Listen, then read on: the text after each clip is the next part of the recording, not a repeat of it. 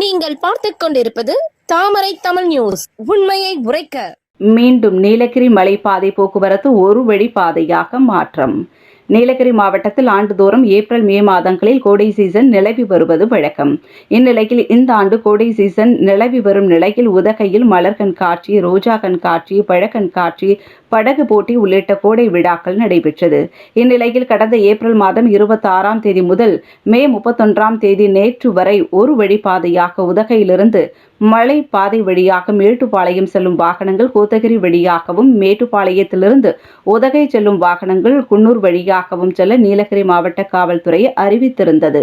இந்நிலையில் இந்த அறிவிப்பு நேற்றுடன் நிறைவடைந்த நிலையில் உதகைக்கு ஏராளமான சுற்றுலா பயணிகள் தற்போது வருகை புரிந்து வருவதால் ஜூன் மாதம் 2ஆம் தேதி வரை சமவெளி பகுதிகளில் இருந்து உதகைக்கு வர தொடர்ந்து மீண்டும் 2 நாட்கள் ஒரு வழிப்பாதையாக மலைப்பாதை போக்குவரத்து நீட்டிக்கப்பட்டுள்ளதாகவும், ஜூன் 3ஆம் தேதி திங்கட்கிழமை முதல் ஒரு வழி போக்குவரத்து திட்டம் ரத்து செய்யப்படும் என்றும் மாவட்ட காவல் கண்காணிப்பாளர் சுந்தர வடிவில் தெரிவித்துள்ளார்.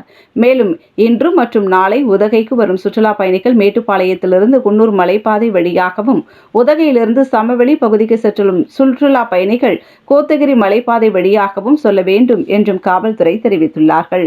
இந்நிலையில் நேற்று முன்தினம் வரை இ-பாஸ் மூலம் 2,76,443 வாகனங்களில் 14,07,911 சுற்றுலா பயணிகள் வந்து சென்றுள்ளது குறிப்பிடத்தக்கது.